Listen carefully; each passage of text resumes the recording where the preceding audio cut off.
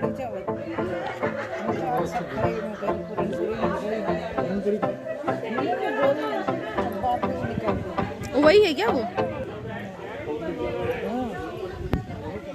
वो खाएंगे ना मामा मामी। हाँ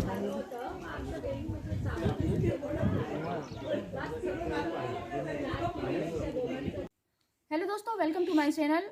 और एक बार फिर से मैं अंबिका आपके बीच में हाजिर हूँ आज कुछ अनछुई बातें लेकर के आपके बीच में, और ऐसी बातें जो आप तक पहुँचना बेहद ज़रूरी है। जैसा कि मैंने आपको बताया था कि मैं नागपुर के दौरे पर आई हुई हूँ, और दौरा नहीं कह सकती, एक फैमिली ट्रिप पे मैं आई हुई थी। और जहाँ पर काटोल तहसील है वहाँ से थोड़ी ही दूर बसा एक गाँव है, और जहाँ पर एक बहुत ही खूबसूरत और बहुत ही पवित्र, हम जिसे बोल सकते हैं, एक ऐसा रिजॉर्ट है, सृष्टि रिजॉर्ट फॉर्म के नाम से यहाँ पर है। और आप यहाँ पर आएंगे, और आखिर यहाँ पर क्या ऐसी खास बात है कि लोग यहाँ पर अपने परिवार के साथ आना चाहते हैं, दोस्तों के साथ में आना चाहते हैं। और ऐसी जगह पर हम यहाँ पर आए हैं, और आपको मैं इसलिए बता रही हूँ कि आप भी इस जगह में एक बार जरूर आए। तो इसके लिए क्या है, ये पूरी जगह किस जगह पर है और क्या है इसकी खासियत, इसके लिए सीधे मैं आपको ले चलती हूँ। हमारे बीच में प्रमोद जी मेरे साथ में बैठे हुए हैं। प्रमोद जी, आपका बहुत बहुत स्वागत है हमारे इस चैनल में। और मैं आपको बता दूं कि सृष्टि फॉर्म जो है उनके मालिक हैं प्रमोद जी। और हम उनसे सीधे जानते हैं कि आखिर इनके फार्म हाउस में ऐसा क्या चीज है जो लोग आप तक पहुंचते हैं, और आपके मन में ऐसा विचार कैसे आया था? शुरुआत में तो फार्म हाउस और रिसोर्ट ये मेरे मन में विचार आया ही नहीं। शुरुआत में मैंने ये सोचा था कि ये अपना जो इतना जो एरिया है, लेआउट है, यहाँ पे प्लॉटिंग कर दिए जाए और अपने को अपने बराबरी के अपने विचारों को मित्र मिल जाए जो यहाँ पे रहे। केवल एक उतना ही उद्देश्य लेके मैं यहाँ बैठा था। लेकिन बाद में ये हुआ कि जिन लोगों ने यहाँ पे मेरी प्रॉपर्टी परचेस की, अब उनके खान पान की व्यवस्था, कहाँ खाना खाएंगे, कहाँ भोजन करेंगे, तो कुछ फिर खेलने की, समय बिताने की व्यवस्था, वो ऐसा करते करते करते करते ये धीरे धीरे धीरे धीरे ये जगह रूप बदलती गई, और ये फार्म हाउस और ये रिसोर्ट का आज इसने पूर्ण स्वरूप ले लिया है। जी, जैसा कि प्रमोद जी ने बताया है कि किस प्रकार से इनके मन में विचार आया, लेकिन लोगों के मन में एक विचार ये आता है कि हम रिजॉर्ट जा रहे हैं, एंजॉय करने जा रहे हैं, और एंजॉय करने का तरीका क्या है और एंजॉय का सही अर्थ क्या है, हम प्रमोद जी से जानेंगे। प्रमोद जी, जैसा कि आपके यहाँ पे जब कोई बुकिंग होती है, किस प्रकार की होते हैं ना कि आपको ये करना है, ये नहीं करना, तो आपके यहाँ पे क्या नियम है ऐसे?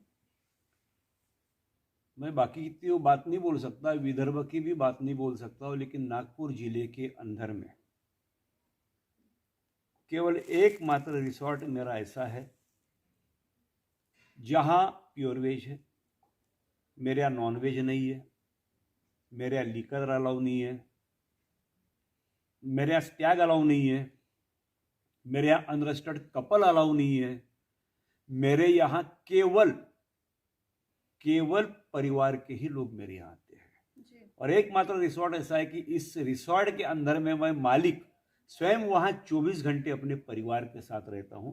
बाकी अन्य रिसोर्ट में कोई मालिक शायद रहता होगा, मुझे ऐसा महसूस नहीं होता। दूसरी बात, इस रिसोर्ट के अंदर में एक राधा कृष्ण जी का मंदिर है, हनुमान जी का मंदिर है, नहीं तो रिसोर्ट में भी ये सब नहीं होता है। क्योंकि रिसोर्ट की एक जो व्याख्या है सर्वसामान्य लोगों के दिमाग में ये आती है कि हम हमारे परिवार में, हम हमारे समाज में जो चीज़ नहीं करते हैं वो चीज़ करने की जगह बोले तो रिसोर्ट। लेकिन मैंने इस व्याख्या को पूरी तरह निरस्त कर दिया हूँ, और केवल मेरे यहाँ वही व्याख्या चलती। आज आपने खुद ही देखा होगा, आज कम से कम मेरे पास 70 लेडीज थी, लड़कियाँ थी, कुछ सीनियर सिटीजन भी थी।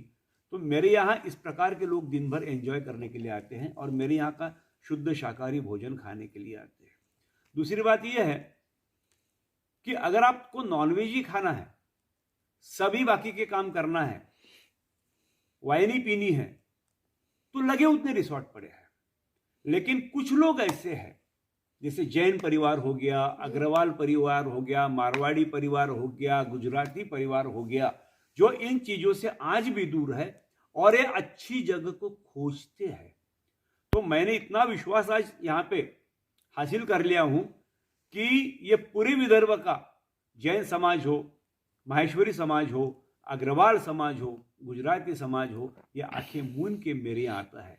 और सिर्फ आता नहीं तो मेरा ही खाना नहीं, ये बोलता है कि वो 4 लोगों का जैन फूड आज मिलेगा। हाँ जी, जैन फूड आपको मिल जाएगा। यानी हमने इतना पवित्र यहाँ पर हमने रखा है। जी, एक मिनट स्टॉप करना, पूरा है कि नहीं ये देख लो स्टोरेज।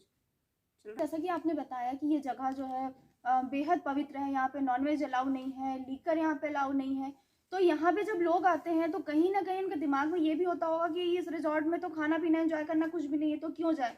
लेकिन जो लोग आपके पास में आते हैं, किस तरीके से वो आपके पास आएंगे। अगर हम बात करें नागपुर के लोग आपको जानते हैं, लेकिन यदि नागपुर से बाहर के लोग यदि आप तक पहुंचना चाहें तो क्या ऐसा माध्यम है और यहाँ पर आने की क्या प्रक्रिया होती है। मेरी श्री सृष्टि फार्म नाम की वेबसाइट है। अगर आप वेबसाइट पर जाएंगे तो उसमें हमारे मोबाइल नंबर से लेके सारी चीज़ें और सारा डिटेल्स और सारे टर्म्स एंड कंडीशन भी उसमें लिखी हुई है जी। अब बड़ी छोटी सी बात है, जिसको दूध खरीदना है वो तो डेयरी फार्म में जाएगा, वो वाइन शॉप में जाके खड़ा नहीं होगा जी। और जिसको वाइन खरीदनी है वो डेयरी शॉप में नहीं जाएगा। तो लोग ढूंढते हैं कि मुझे जो चाहिए वो यहाँ है कि नहीं है। अब ढूंढते ढूंढते उसको लगा कि नहीं मुझे जो चाहिए वो यहाँ नहीं है, वो मेरे पास नहीं आता। और 90% लोगों को अगर नॉनवेज लगता है, लेकिन हमारे समाज में 10% लोग ऐसे कि जो ऐसी भी जगह को ढूंढते हैं, तो 90% लोगों को व्यवसाय करने के लिए 90 जगह है, 10% के लिए मैं बैठा हूं। जी, आपने एक बात लिखी हुई है अपने रिजॉर्ट के अंदर में कि आपको यदि आनंद चाहिए तो आनंद भी विवेक के साथ में होना चाहिए, क्या अर्थ है इसका। हाँ, आनंद में विवेक हो। आनंद का इंग्लिश में सब लोग आजकल उसका वर्डिंग यूज करते हैं एंजॉय। हम एंजॉय करने के लिए आए। एंजॉय का मीनिंग क्या होता है, आनंद क्या होता है, हम आनंद किस में ढूंढते हैं, और आनंद लेते समय क्या हमने एक पूरी की पूरी बोतल दारू पी ली और लुढ़क गए, 4 घंटा होश नहीं, क्या इसमें आनंद है। हो भी सकता है, लोगों को लगता है कि मुझे आनंद इसमें।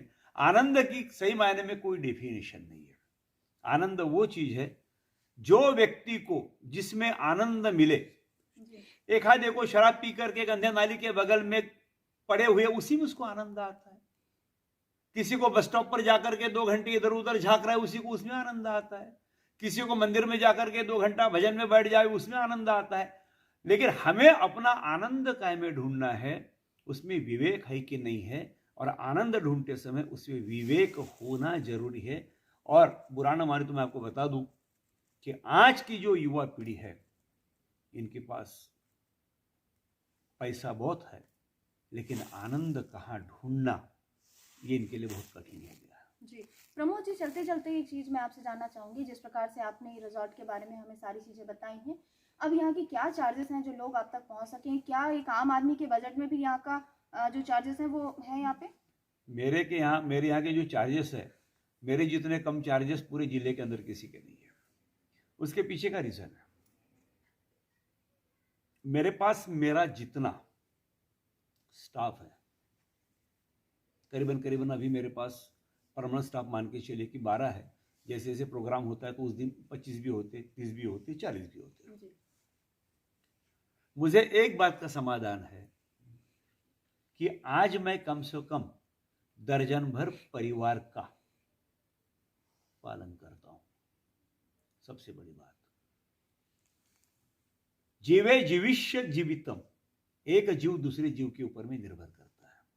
आज कम से कम दर्जन भर लोगों को यहां से अन्न मिलता है, उनके परिवार को 4 पैसा मिलता है।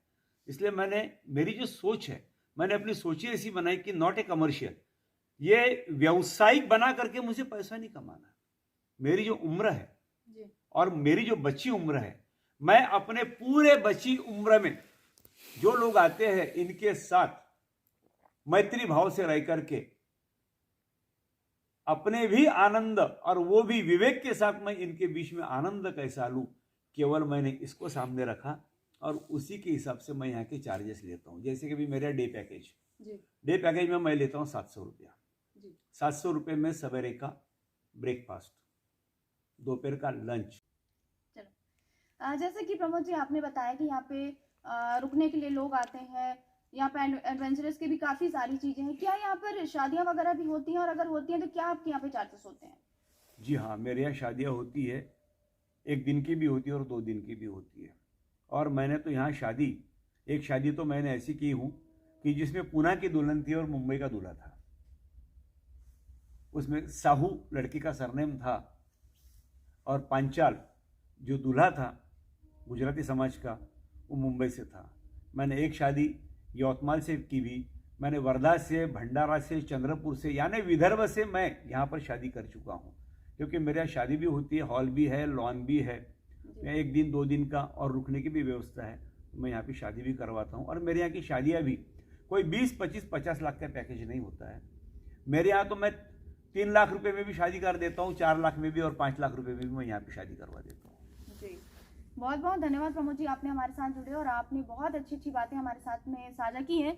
तो दोस्तों, जिस प्रकार से हम बता रहे हैं कि मैं नागपुर आई हुई हूँ और नागपुर से थोड़ी ही दूर, अगर हम 40 किलोमीटर महज, यहाँ पे एक छोटा सा गांव है जहाँ पर श्री सृष्टि फार्म यहाँ पर है, जहाँ पर एक रिजॉर्ट में आप आइए।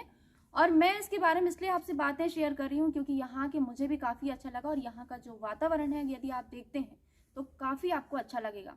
जैसा कि बताया, और यदि आपके घर में अगर किसी की शादी होने वाली है और यदि आप नागपुर के आसपास के रहने वाले हैं तो मैं आपसे बोलना चाहूँगी कि एक बार ज़रूर आप यहाँ पर आएँ और यहाँ पर आके शादी का आनंद उठाएं और अपनी फैमिली और परिवार के साथ भी आप लोग ज़रूर आएँ।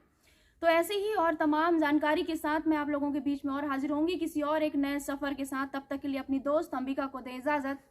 नमस्कार।